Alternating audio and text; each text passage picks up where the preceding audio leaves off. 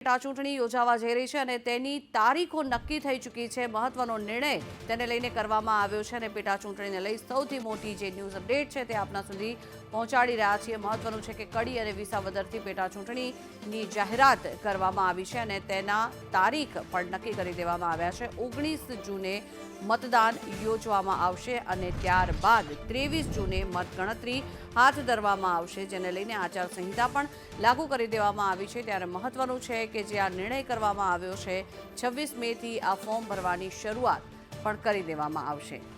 જે બેઠકો ખાલી પડી હતી તેને લઈને આ મહત્વનો નિર્ણય કરવામાં આવ્યો છે। કડી બેઠકથી ધારાસભ્યના નિધનના કારણે થઈને આ બેઠક ખાલી પડી ગઈ હતી અને તેના કારણે થઈ આ મહત્વનો નિર્ણય કરવામાં આવ્યો છે। વિસાવદરથી ભૂપત ભાયાણીએ રાજીનામું ધરી દીધું હતું, જેના કારણે થઈ આ નિર્ણય કરવામાં આવ્યો છે અને હવે પેટા ચૂંટણી યોજાશે અને પેટા ચૂંટણીની તારીખોની જાહેરાત થઈ ચૂકી છે અને સાથે જ આચારસંહિતા પણ લાગુ કરી દેવામાં આવી છે। 3 જૂને ફોર્મ ચકાસણી હાથ ધરવામાં આવશે અને ફોર્મ પરત ખેંચવાની અંતિમ તારીખ 5 જૂન નક્કી કરવામાં આવી છે। એટલે કે જે તારીખો છે તેનો નિર્ણય કરી લેવામાં આવ્યો છે। તારીખની જાહેરાત કરવામાં આવી રહી છે। કડી બેઠકથી ધારાસભ્યના નિધનના કારણે જે બેઠક ખાલી થઈ હતી, હવે એ કડી બેઠક પરથી કોણ લડશે તેને લઈને પણ પ્રશ્ન અત્યારે ઉઠી રહ્યા છે। ત્યારે પેટા ચૂંટણીને લઈ સૌથી મોટા સમાચાર।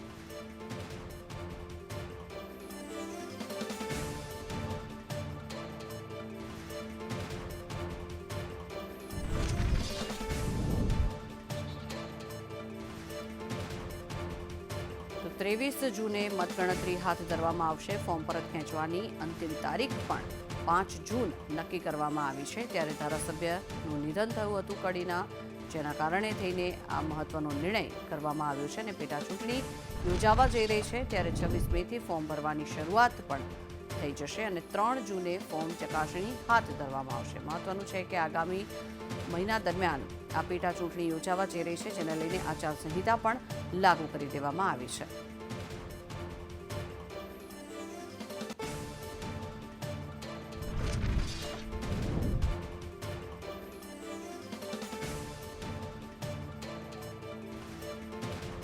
પેટા ચૂંટણીને લઈને સૌથી મહત્વના સમાચાર। 26 મેથી ફોર્મ ભરવાની થશે શરૂઆત।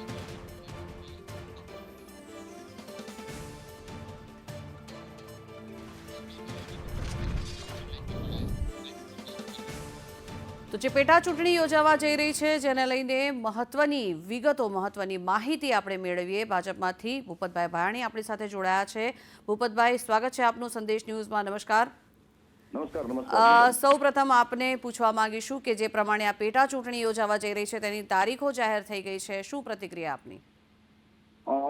ચૂંટણી પંચે ખૂબ જ મહત્વનો નિર્ણય ચૂંટણી યોજવાનો કર્યો છે। એ નિર્ણયને હું આવકારું છું, કેમ કે અમારા વિસ્તારમાં છેલ્લા 1.5 વર્ષથી પ્રતિનિધિત્વ વિહોણો વિસ્તાર છે, તો હવે અમારા વિસ્તારને પ્રતિનિધિત્વ મળશે। ગુજરાત વિધાનસભામાં અમારા વિધાનસભાના સભ્ય બિરાજમાન થશે અને અમારા વિસ્તારના જે થોડા ઘણા અટકાયેલા કામો છે એ કામોને ગતિ મળશે અને અમારા વિસ્તારનું ભલું થશે। તો ચૂંટણી પંચનો હું આભાર વ્યક્ત કરું છું અને ચૂંટણી લડવા માટે અમારી 100% સંપૂર્ણ તૈયારી છે। અમારી સેના તૈયાર છે, અમારા કાર્યકર્તાઓ તૈયાર છે, અમારા આગેવાનો તૈયાર છે, સામાજિક સંસ્થાઓના વડા, સહકારી ક્ષેત્રના બધા આગેવાનો તૈયાર છે। ચૂંટણી અમે ન ભૂતો ન ભવિષ્ય એવી લીડથી જીતવા માટે લડવાના છીએ। ભૂપતભાઈ, આપે વિસાવદરથી જે રાજીનામું આપી દીધું હતું એના વિશે આપનું શું કહેવું છે? રાજીનામું આપવાના પણ કારણો હતા બેન, કેમ કે વિસ્તારને સત્તાની સાથે જોડવા માટે એક સારો નિર્ણય મેં કર્યો હતો, પરંતુ પિટિશનના કારણે કાયદાકીય ગૂંચવાડો હતો, એના કારણે ચૂંટણીમાં વિલંબ થયેલો। પરંતુ હવે કાયદાકીય માર્ગ મોકળો થયો છે, ચૂંટણીનો માર્ગ મોકળો થયો છે। તો અમારા વિસ્તારના જે અટવાયેલા કામો છે એ કરવા માટે અમે સૌ ઉત્સાહિત છીએ અને ચૂંટણી તોતિંગ લીડથી જીતવા માટે અમે લડવાના છીએ। જી ભૂપતભાઈ, આભાર આપનો સંદેશ ન્યૂઝ સાથે જોડાવા બદલ। તો પેટા ચૂંટણીને લઈને સૌથી મહત્વના સમાચાર સામે આવી રહ્યા છે અને તેને જ લઈને અનેક લોકોની આપણે પ્રતિક્રિયા પણ લઈ રહ્યા છીએ। આપણી સાથે ભાજપમાંથી હર્ષદ ત્રિબડિયા જોડાઈ ગયા છે। હર્ષદભાઈ, સ્વાગત છે સંદેશ ન્યૂઝમાં। શું કહેશો હવે જ્યારે પેટા ચૂંટણીની તારીખોની જાહેરાત થઈ ગઈ છે, પ્રતિક્રિયાઓ આવી રહી છે, આપનું શું કહેવું છે? આ પેટા ચૂંટણીની જાહેરાત થઈ ગઈ છે તો અમારા વિસ્તારમાં ખૂબ ઉત્સાહ છે ભારતીય જનતા પાર્ટીના તમામ કાર્યકરોમાં કે આ વખતે ભારતીય જનતા પાર્ટી આ ધારાસભાની સીટ જીતીને આવવાની છે। આટલા સમયથી જે રીતે કાર્ય કરવામાં આવી રહ્યા છે, શું કહેવું છે આ અગર બીજેપી અહીંયા આવે છે તો શું વિચારીને આવશે, શું કાર્ય કરવાનું વિચારો છો? બીજેપી આ વિસ્તારમાં વિકાસના કામો ઘણા હમણાં હોસ્પિટલ મંજૂર થયા, અનેક કામો મંજૂર કર્યા છે, રોડ રસ્તાના કામો મંજૂર કર્યા છે. પછી આ વિસ્તારના ખેડૂતો માટે પણ ઘણા કામો કર્યા છે. એટલે 100% આ વિસ્તારમાં ભારતીય જનતા પાર્ટીનો ઉમેદવાર કોઈ પણ આવે જીતશે.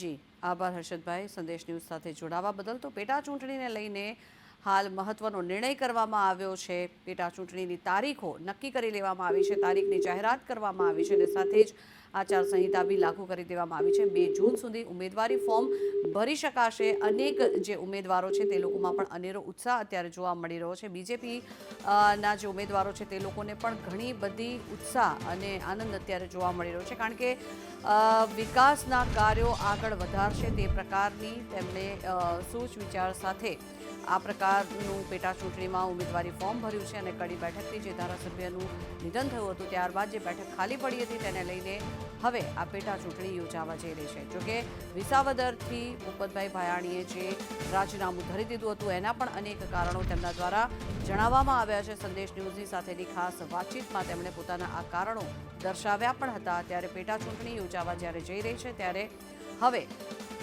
ખરાખરીનો જંગ ખેલાવા જઈ રહ્યો છે. કડી અને વિસાવદરની પેટા ચૂંટણીની જાહેરાત થઈ ગઈ છે અને તેને લઈને 19 જૂને આ મતદાન યોજાવા જઈ રહ્યું છે અને 23 જૂને મતગણતરી હાથ ધરવામાં આવશે. ત્યારે હવે આગામી દિવસોમાં કોણ જીતે છે તેની પર અત્યારે હાલ સૌની નજર મંડરાયેલી છે, પરંતુ જંગ જે છે તે મહત્વનો છે અને સાચી લડત બંને પક્ષ આપે તેવી પૂરેપૂરી શક્યતાઓ છે. આ અંગે આપણી સાથે અત્યારે હાલ આપમાંથી ઈશુદાન ગઢવી આપણી સાથે જોડાયા છે, આમ આદમી પાર્ટીમાંથી. સ્વાગત છે આપનું સંદેશ ન્યૂઝમાં. શું કહેશો, કારણ કે જ્યારે આ પેટા ચૂંટણીની જાહેરાત થઈ છે ત્યારે આપની શું પ્રતિક્રિયા છે?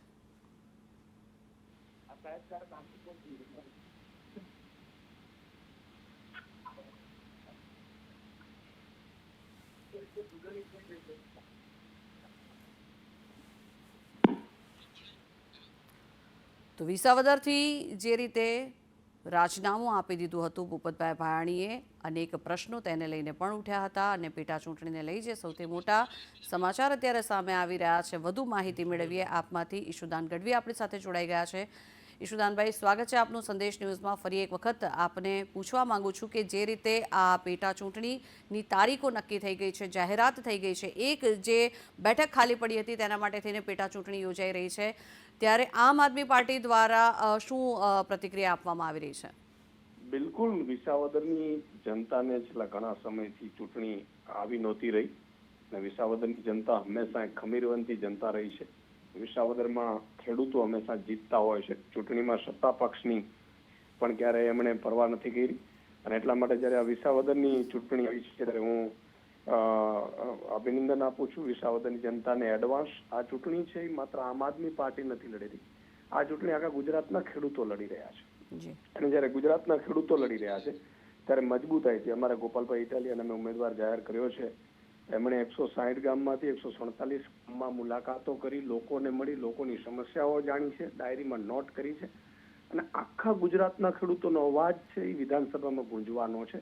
મને પૂરો વિશ્વાસ છે કે ફરીથી આમ આદમી પાર્ટી ત્યાંથી વિસાવદરથી જીતશે, મજબૂતાઈથી જીતશે અને આખા ગુજરાતના ખેડૂતો અને શ્રમિકો અને મજૂરોની નજર વિસાવદરની ચૂંટણી ઉપર એટલા માટે છે, આમ તો આખા દેશની છે, કે આ જે ચૂંટણી છે એ ખેડૂતો ના જે અવાજ ભાજપ દબાવે છે, ભાવ નથી આપતી, ખેડૂતોને ખાતરના ભાવો વધારી દીધા, જંતુનાશકના ભાવો વધારી દીધા, બેફામ બિયારણો, આ ખેડૂતોનું દેવું માફ નથી કરતી, આ બધાનો જવાબ ખેડૂતો વિસાવદરથી આપશે અને આખા ગુજરાતના ખેડૂતો છે એ આ ચૂંટણી માટે મીટ મંડાવીને બેઠા. પરંતુ ઈશુદાનભાઈ, જ્યારે હમણાં ભાજપના નેતા સાથે વાત થઈ તેમના દ્વારા તો એવું કહેવામાં આવ્યું હતું કે અમે વિકાસના કામ આગળ ધપાવવા માટે થઈને જ તો પછી બેઠક ઉપર આવી રહ્યા છે, અમે તો સતત કાર્ય કરી રહ્યા છીએ. હું એમ કહું છું કે ભાજપ ક્યાં વિકાસ કર્યો છે? અત્યારે તો વિસાવદરની જનતા છે એના રસ્તાય સારા નથી. એટલું નહીં, સાંસદ ભાજપનો, ધારાસભ્ય ભાજપમાં ગયો, તાલુકા પંચાયત ભાજપની, જિલ્લા પંચાયત ભાજપની, તો શેની અત્યાર સુધી રાહ જોતી હતી ભાજપ?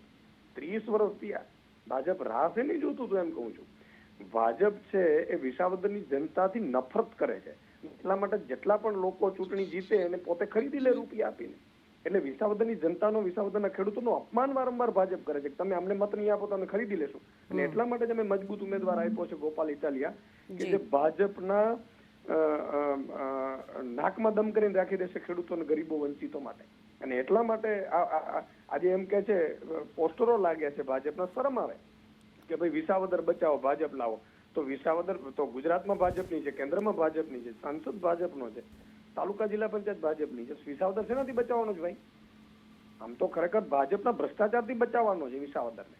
આખો ઇકો ઝોન લાવીને ભ્રષ્ટાચાર ત્યાં આખું તમે જુઓ, ઇકો ઝોન લાવીને આખી ગુલામી પ્રથા ભાજપ લાવી દીધું. એટલે મને લાગે છે કે ભાજપે તો આમાં ભાજપને તો લોકો ત્યાં ડિપોઝિટ જપ્ત કરાવડાવશે. જી સુદાનભાઈ, આભાર આપનો સંદેશ ન્યૂઝ સાથે જોડાવા બદલ. તો પેટા ચૂંટણીને લઈને જે મહત્વના નિર્ણય કરવામાં આવ્યા છે તેને લઈને જે પ્રતિક્રિયા મળી રહી છે, પક્ષ હોય કે પછી વિપક્ષ હોય, સામસામે જે પ્રતિક્રિયાઓ આપવામાં આવી રહી છે તે પણ હવે આગામી દિવસોમાં આ ચૂંટણીનું પરિણામ શું આવે છે તેની પર સૌની નજર છે.